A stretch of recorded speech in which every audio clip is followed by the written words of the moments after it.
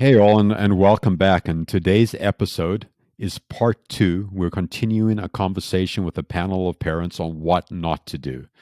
You know, what we've done in the past that's created harm and disconnection, estrangement, alienation from our kids, and what we would have done differently if we would have had a different set of skills and coping mechanisms and maybe a different community out there supporting us. So stay tuned, jumped in. If you haven't listened to the first episode, please go back and listen to that, and we will see you in a second.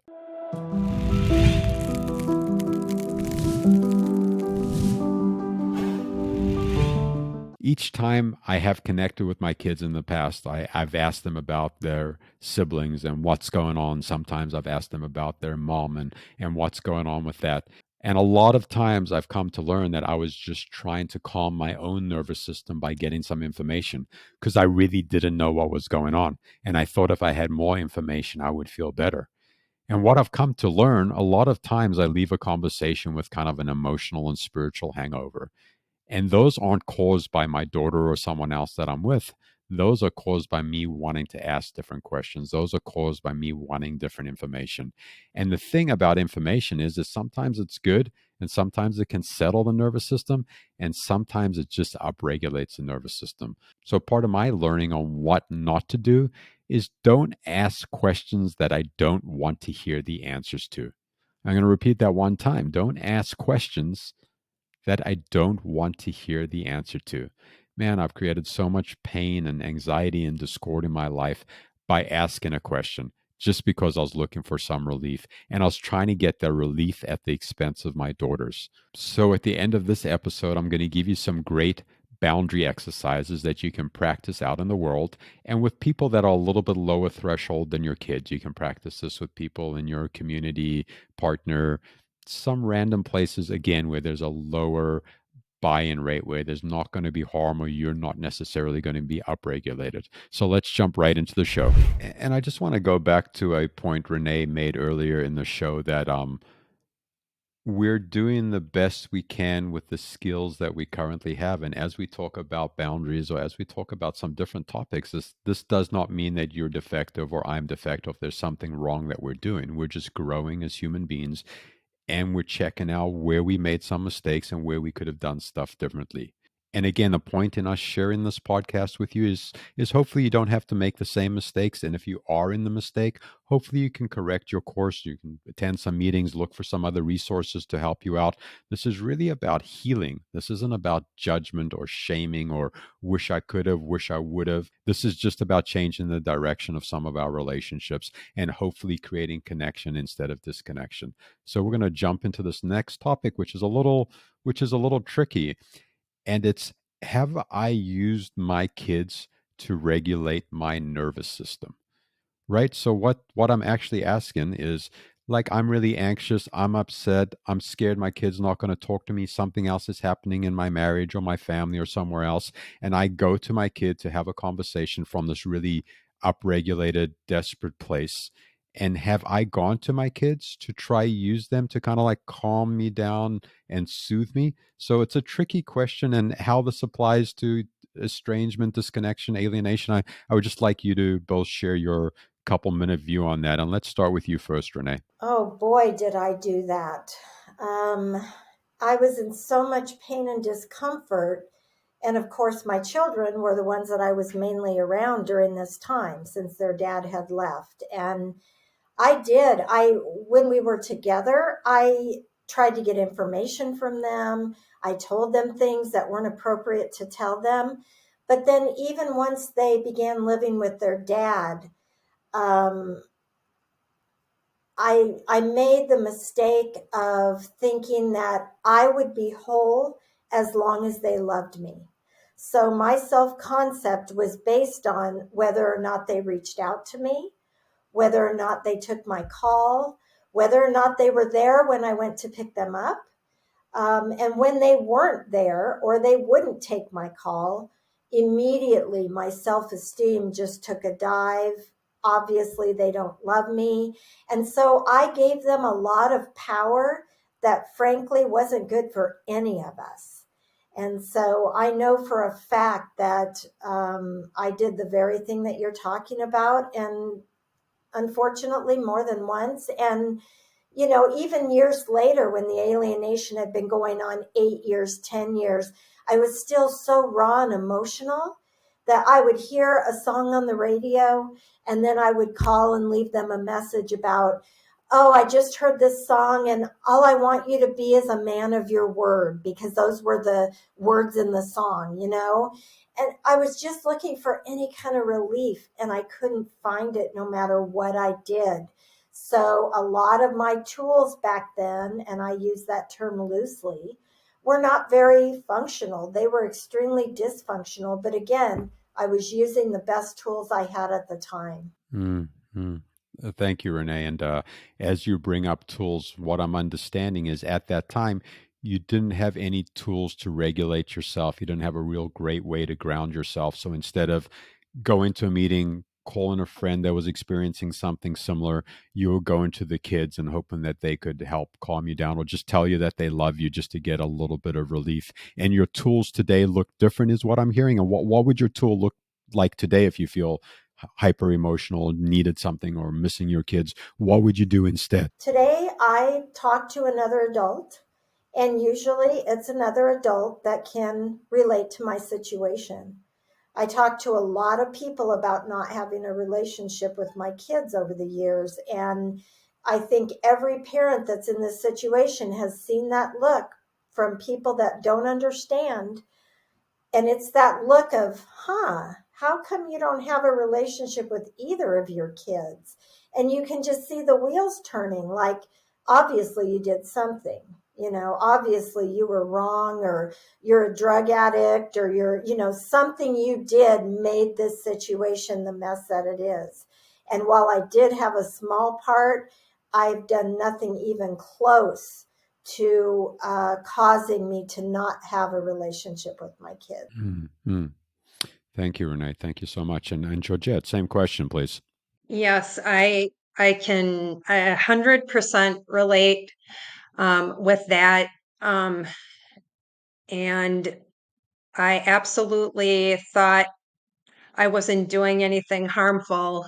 Um, I thought at the time the tools I was using to kind of hook my kids and get their attention and feed me what I needed to give me to regulate my body, to make me feel like, okay, I have control again. They love me. Okay, I got this.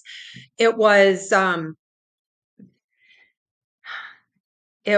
very hard on them. I'm sure of it. I didn't realize it at the time, but I was sending um, text again, sending text, the emojis, just trying to get some attention, some reflection back that I was lovable, that I was still going to be a part of their life, that they needed me and loved me. And I put everything into getting something back that validated that I am lovable. And then I remember it would just reduce all that anxiety and fear of not having a hold on my kids. It would reduce that, but I would have to keep um, doing those things just to keep it's probably like a drug addict. It was feeding something for me, something I was used to.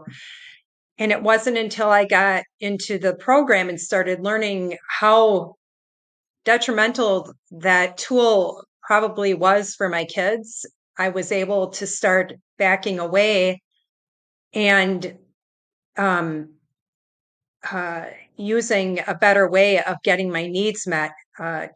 As Renee mentioned, talking to people in the program who understood where I was coming from, um, taking care of myself mentally, and just realizing that it wasn't my kids' jobs to fill up those spaces that were so broken inside of me. And I did it. Whew, yeah, yeah, yeah. We've all wanted our kids to love us, and just to say that explicitly, and me too. And when I get some kind of positive affirmation or even a tiny bit of communication, I can take a breath, my body relaxes, and it means that I'm lovable. You know what I mean? And my lovability doesn't come from my kids. It comes from an inner work. It comes from me really enjoying myself. And when that's integrated, then I can go out and connect with my kids, is what we're saying to you. And the framework of the 12 steps is a great place to do that. Therapy is a great place to do that. Finding a group of other folks that are struggling along the same lines is a great place to do that. You know, PAA is not the only place. It is a wonderful place, a wonderful, loving, kind community, and a free resource. And you know, if something else resonates with you too, that's fantastic as well. And we're mentioning tools here quite a bit. And in the show notes is going to be a link to NVC, which is nonviolent communication, which is just a format of how we communicate with our kids and grandkids and other loved ones. And it's fantastic. And there'll also be a link to some basic meditation, which we also all practice and use just to kind of like regulate our nervous systems. So again, instead of going out and trying to grasp the kids to do something, we're learning to cultivate some of those things in ourselves. So I'm going to ask each of you just to share your favorite practice that you use just to resource yourself and just to reground, like when you need to take a breath. And instead of reaching out to the kids, to a partner, to a friend, to something, what do you use for your own inner ecosystem that you can reach out and touch relatively quickly? So, Georgette, what would be one of your favorite things you use? For me, one of the favorite things I use is music. Um, I have a very eclectic collection of music that I find gives me relief. I like to, throw on my headphones when I just need that space. Just I throw on, can be meditation music, or it can be very something um dancey. I am not afraid to just get up and dance on my own and throw my music on. That is how I can express myself. It makes me smile. And besides the music, I also use my music. I am a runner. I throw my headphones on. I get outside. I burn off some of that um, energy that I hold inside of me. And it really helps get me regulated and feeling that I can move through whatever I'm going through. I find that the movement and the music is huge for me. I love that you bring in music and that you bring in movement. And this is a really important part of the conversation is being embodied, and music and dance and running and exercise will get us back into our body. And I know a lot of times for me, when I was reaching out to my kids and I was trying to get them to soothe me, I was disembodied. So I was basically just like a walking head. I couldn't feel my body. I just needed some relief. I was stuck in the ruminating thoughts. And what Georgette is introducing as a great skill and coping mechanism that she uses is, how do I get back into my body? How do I feel my feet on the ground? And from this more integrated place, now can I go out and connect to people where I'm not looking for them to ground me? I'm already grounded. So I love that you brought movement into that, Georgette. Thank you so much for mentioning that. And Renèe, same question for you. Well, definitely music, dancing, and singing, Georgette. So I'll make a video and share with you if you do the same for me. Um, my husband's so used to it, he doesn't even question it now. But in addition to that, I love working outside, getting in the dirt, planting flowers, trimming the trees, anything where I can come in contact with nature is huge for me. And then the sports thing, too. This time last year when I first came to PAA, I was playing water volleyball in a retirement community, and that really filled me up during a very difficult time. So yes, that's the beauty of getting older is we have a few tools in our toolbox that fill us up and make us feel whole when other areas are struggling. Mm. I love that you bring in nature and working outside and being in the garden and even playing water volleyball. And the neat thing about all these activities is you need to be present. Because if you're not present in the water, what you're going to drown or get hit in the head possibly by a ball. And again, this is embodiment that we're talking about, coming back into our own bodies, being integrated in our own bodies, so we can have relationships and get into conversation. So I love all those examples. Yep, exactly. So we're getting close to the end of the show, and I think it'd be really fun to kind of contrast what our lives look like today. What does a healthy relationship look like today? What are some victories in the relationships that you do have that are consistent and current? And how does that contrast to the way it used to be? So I'd love to hear about that. And Renee, let's have you first, please. Thanks, Lawrence. Boy, huge, huge difference. The way that it used to be was me just trying to keep my head above water, grasping for that life preserver, trying not to drown. And that went on for years. Um, reaching out, as we've already discussed, reaching out, texting, calling, leaving messages, using guilt, begging, pleading, giving excuses. Um, how that has transitioned into today is a completely different experience. When I first came to PAA, there were many in the rooms that said, once you start doing this work, you're going to start to see some of the dynamics and energy changing in your relationships with your kids, whether you're in contact with them or not. And I thought, we'll see. It's been a really long time. Not so sure that's going to happen for me, but maybe I can help other people.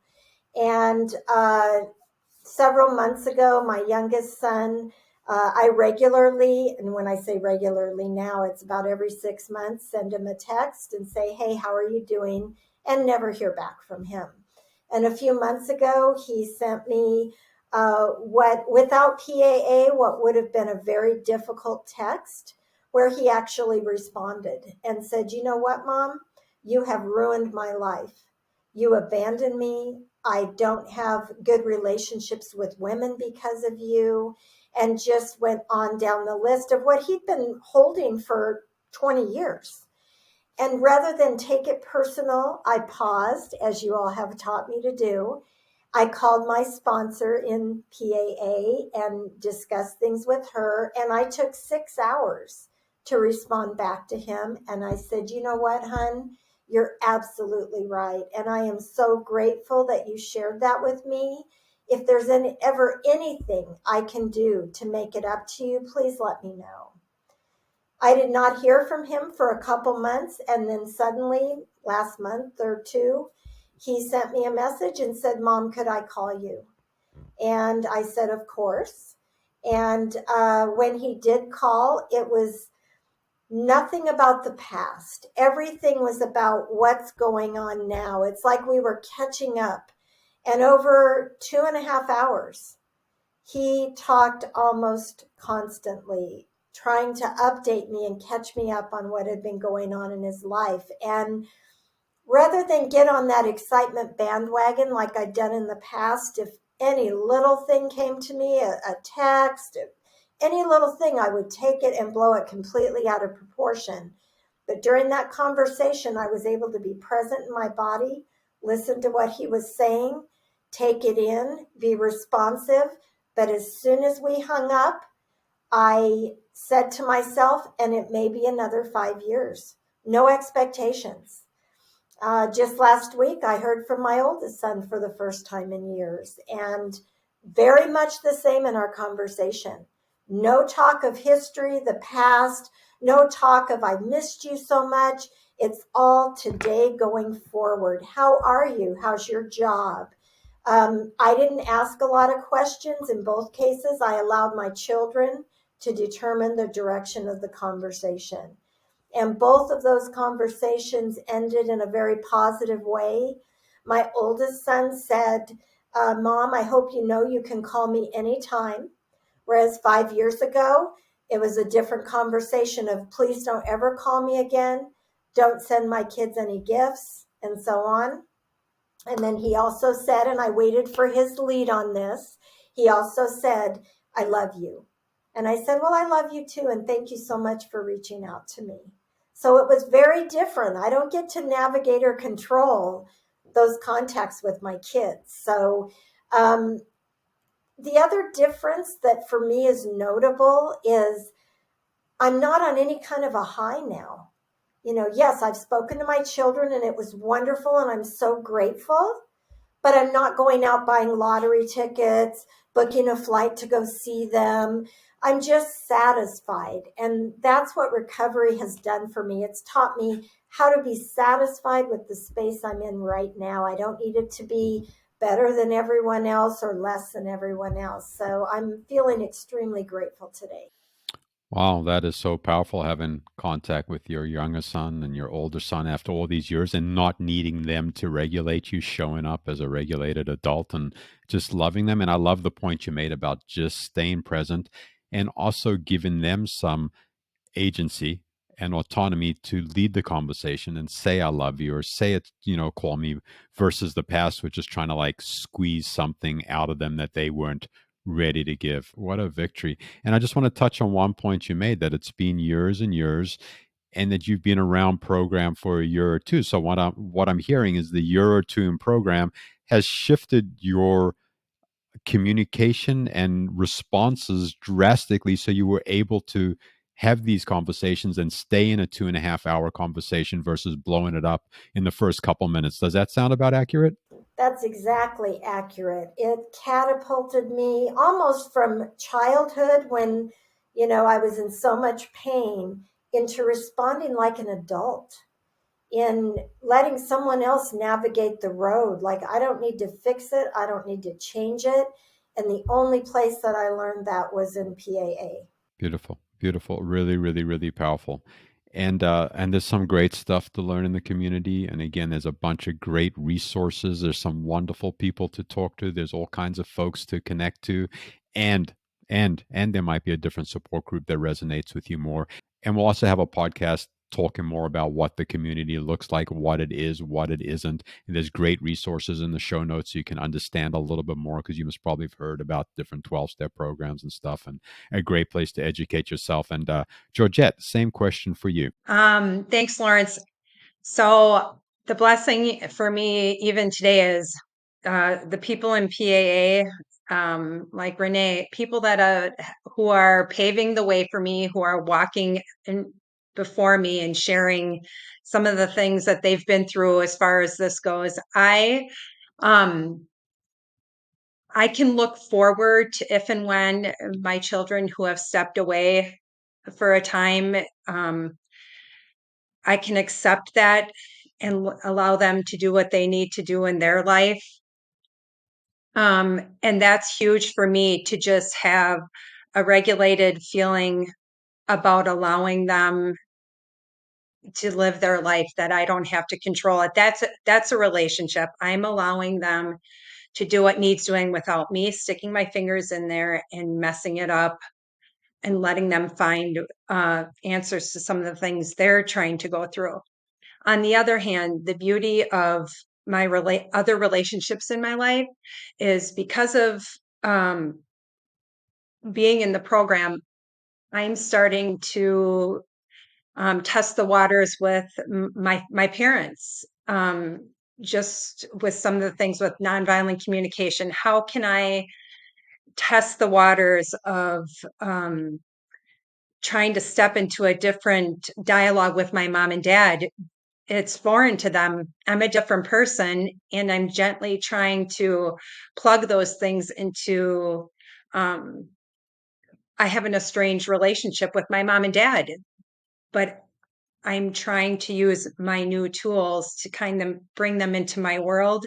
So that's been an up and down test, but there's richness even in that for me. I'm sort of trying to heal some things with my parents for myself, as well as I have the opportunity, having a college aged daughter who has contact with me. She has been, over the last 14, 15 months of my walk with parental alienation and the support group, she has been able to witness some of the things I've been doing. And I didn't realize it even until yesterday when I had conversation with her. We had a FaceTime visit, and it's emotional for me because she said, "Mom, Mom, I see what you're doing. And she's like, Mom, you're different. She, she, she actually said it out loud, and we were able to talk a little bit. She doesn't know exactly what I do, but she is seeing change and growth in me. And how cool is it, after going through all this alienation, to have your child say, I've never felt closer to you than I have in the last year. Um, it is because of what it's because of what I'm doing for the first time in my life. And um, that can't be a bad thing. So relationships are definitely changing, and there is definitely fruit. Oh my God, Jet, that just brings up a lot of emotion in me to have our children mirror back a healthy relationship, and what they're actually experiencing is the same thing that we're experiencing. Man, that sounds magical. And I just want to share this for everyone out there. Like when we're doing our own work and we show up as an integrated person and we're not trying to take something from someone else, whether it's our kids, our parents, another relationship, they get to show up authentically and they get to learn how to connect with us from a different place too. And then stuff can be transformational. And just having your daughter say, wow, mom, the last year, like you're a rock star, I'm loving what's going on, and not needing to know every detail about what's going on. I gotta, yeah, I gotta think that you're just filled to the rim. And even with your parents and reaching out and reestablishing that relationship has to feed you so much, correct? Yeah, it's I have the opportunity um to uh step back and realize my parents too, they did the best that they could. My dad came into his relationship with my mom with a lot of trauma damage, and I've softened in a way where I can step out and say, okay, he did the best he could, and I did the best that I could with what I had too. And it makes you look at people differently. And so it's actually been kind of a cool gift to be able to kind of reconnect with my parents on a different level. Mm, mm. Beautiful. And for me personally, like every single relationship in my life has changed. I came to 12-step program to get my kids back, and that was the sole focus. And what I've learned is it's about every relationship in my life, because wherever I go, there I am in the same behaviors, the same coping mechanisms, the same strategies. So I need to work on it in every relationship. And by doing that, every relationship changes. And ultimately, I really believe that my kids are going to be the beneficiaries of all this work. And what a cool episode. You two are rock stars, superheroes, wizards, and everything in between. And I'm going to give you both about 20 or 30 seconds just to wrap up, share any last thoughts, say anything that might resonate with you. So please go ahead. And Renee, you can go first. I just can't be more grateful for the people in these rooms, the selflessness that comes through when I'm struggling, being able to reach out to somebody, being able to call my sponsor, um, being made in the meetings to feel a part of by giving me a little job and then a little bit bigger job and a little bit bigger job because I get very nervous when I'm new to something. I just feel held by this group. And for me, it truly was an answer to prayer. I was so angry with God. I thought God hated me. I wanted nothing to do with him. And somebody in a Bible study said, I'm going to start praying for you. And I shared how angry I was. And it was maybe 3 days later that I first heard that term, parental alienation, on TV. And boy, that's a pretty quick turnaround, 3 days. So I will be forever grateful for this group. I love it. The 3-day turnaround. We can all use that. And Georgette, what about you? Yes, I agree with what Renee is saying too. Honestly, um, this being a part of this group is like the most magical family you could ever ask for. Um, I feel so close to the people in this group who've extended themselves to me when I need it. Um, there's always a helping hand and love, the acceptance. And for me too, I feel for me, I believe God led me to where I needed to go because I was finally ready to move into this part of the journey in my life. I really feel it was an opportunity for, okay, Georgette, your time to move to the next level because there's something really big ahead for you. And let me tell you, I believe the opportunities to do service in the group, I know it in my heart, being able to be a timer in a group, be able to lead a group, learning to be on camera and speak my truth and that freedom, it has grown me as a person. My confidence was most of my life, and I feel like I have something valuable to offer too now. And it's just very empowering. um I'd be lost without it. Very thankful.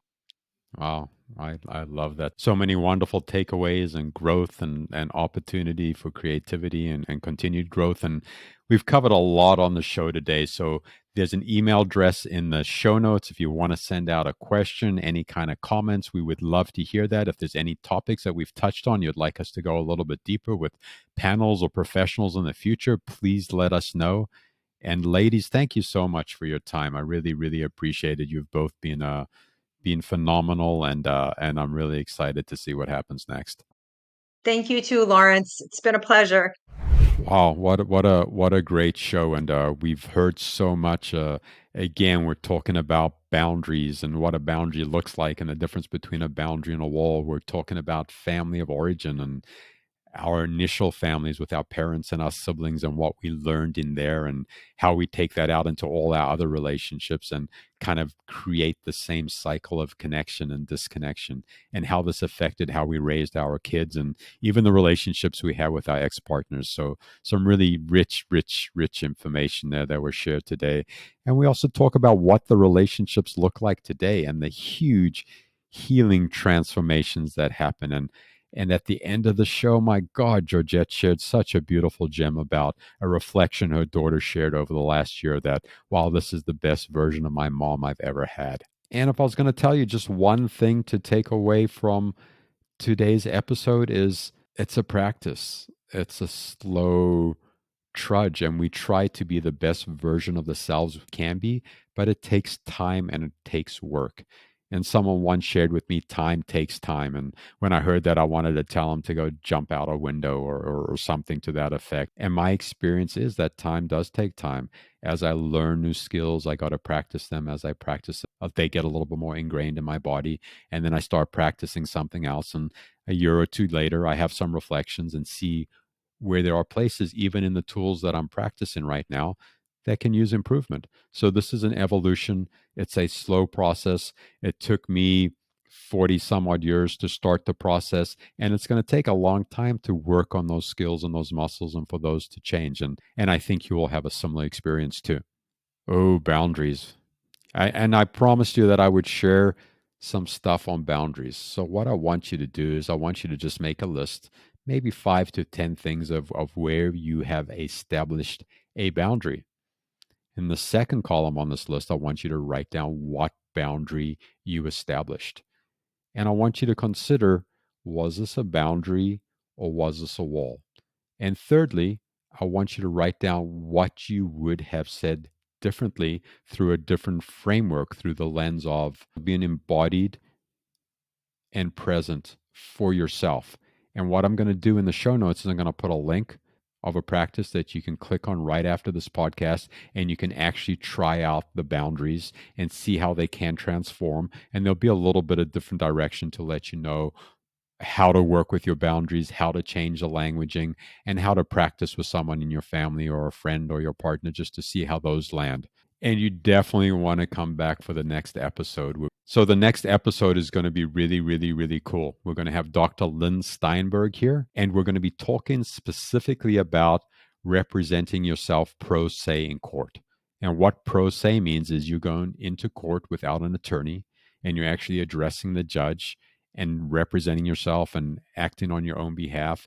And it's a really complicated, scary process. And Dr. Lynn Steinberg has written a book about this, and she'll be sharing some of the best practices that go along with this. So you do not want to miss that episode. So, as always, in the show notes, there's a link to PAA support group meetings, which are 100% free. There's a link to NVC, nonviolent communication, which is incredibly important as we start to change and work with the dynamics of our relationships. There's a link to meditation, learning about meditation, what it is, what it isn't. Great place to resource yourself. There's also a link to the Family Hope Project, which is an advocacy platform, and we need your art. We need your contribution. We need as many people involved as possible. And share, please share everything on social media with friends anywhere that feels appropriate, and participate in what feels welcoming. And we hope to see you around in the community. And we will see you here next week, same time, same place. Have a beautiful week.